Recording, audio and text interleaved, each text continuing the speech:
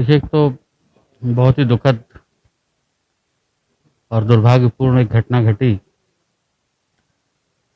जहाँ एक व्यापारी की गोली लगने से मृत्यु हो गई और उसके 2 भाई घायल थे। उसी दिन मैं बाहर था, मुझे पता चला और मैं अपने बेटे के ऑपरेशन के लिए मुंबई में था। उसी समय मैंने अधिकारियों से बात करी कि इस पर जो भी नामजद लोग हैं उनको गिरफ्तार किया जाए और उनके खिलाफ कठोर कार्रवाई की जाए, जो भी आरोपी हैं।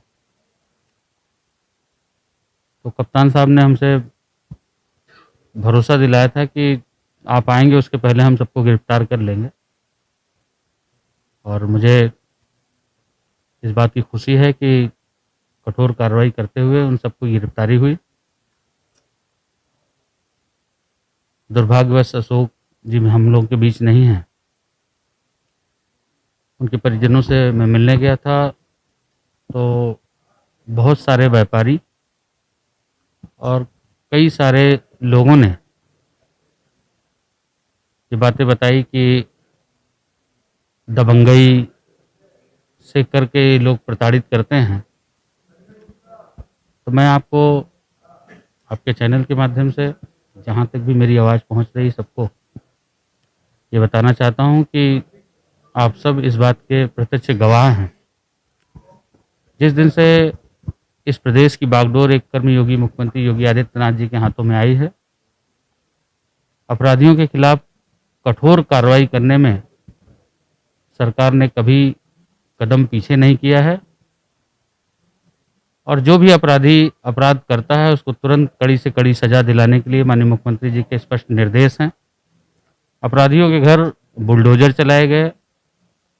अपराधी डरा सहमा हुआ या तो जेल की सलाखों में है या प्रदेश छोड़ करके भाग गए हैं, और किसी ने दुस्साहस किया है, मुठभेड़ हुई है तो दुनिया भी छोड़ना पड़ा है।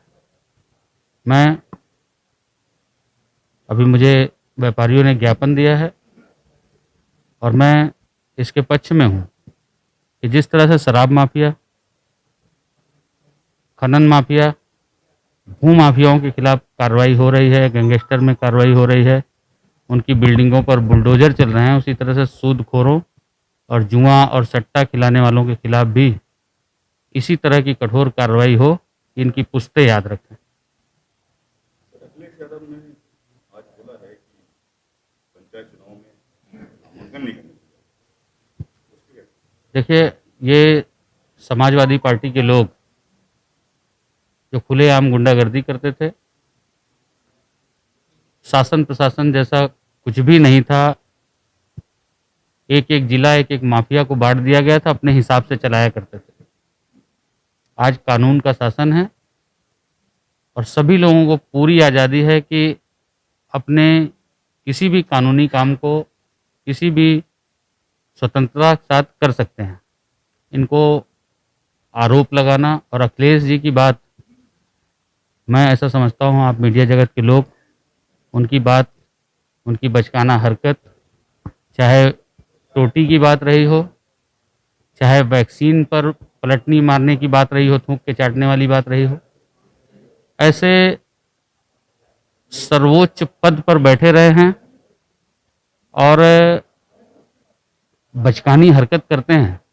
मैं आदरणीय मुलायम सिंह जी को बधाई देना चाहता हूं, धन्यवाद करता हूं कि उन्होंने अपने बेटे द्वारा फैलाए गए भ्रम को तोड़ते हुए इस देश के वैज्ञानिकों और देश के डॉक्टरों पर भरोसा जताते हुए उन्होंने वैक्सीन लगवाई। तो अखिलेश यादव हमेशा इसी तरह की बचकानी हरकत, और क्योंकि अपनी मेहनत से कुछ पाए नहीं, पिता की जमाई हुई चीज़ों पर बैठ करके अपने परिवार को ही लात मार करके भगा दिया, अपने पिता को ही राष्ट्रीय अध्यक्ष पद से हटाने का काम किया, चाचा को धक्का मारने का काम किया।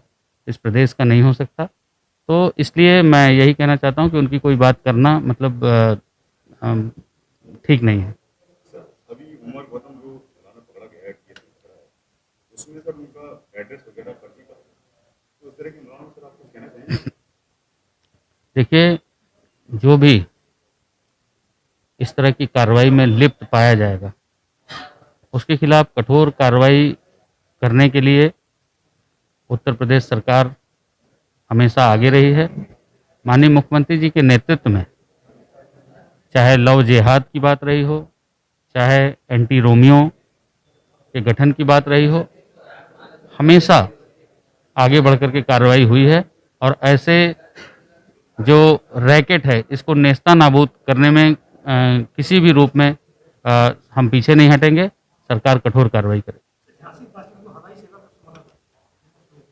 देखिए, झांसी में हवाई सेवा की अभी हम लोग मीटिंग करेंगे। मीटिंग के बाद फिर हम इस पर चर्चा करते हैं। सर्वे कई बार हो चुका, फाइल कई बार चल चुकी। देखिए, सर्वे और फाइल, क्योंकि रेंजिंग वो फायर रेंज और तमाम ऐसी चीज़ें हैं। एयरपोर्ट क्योंकि बनने में सुरक्षा से लेकर के बहुत सारी ऐसी चीज़ें होती है, जिसको ऐसे नहीं कहा जा सकता कि यहाँ बनेगा। देखने को हमको कुछ भी नहीं दिखता, कोई बाधा नहीं दिखती, लेकिन जब करने पे आते हैं तो तमाम सारे एनओसीज, तमाम सारी चीज़ें होती है। पहले सर्वे वगैरह हो करके जल्दी ही हम यहाँ भी और ललितपुर में भी एक बड़ा एयरपोर्ट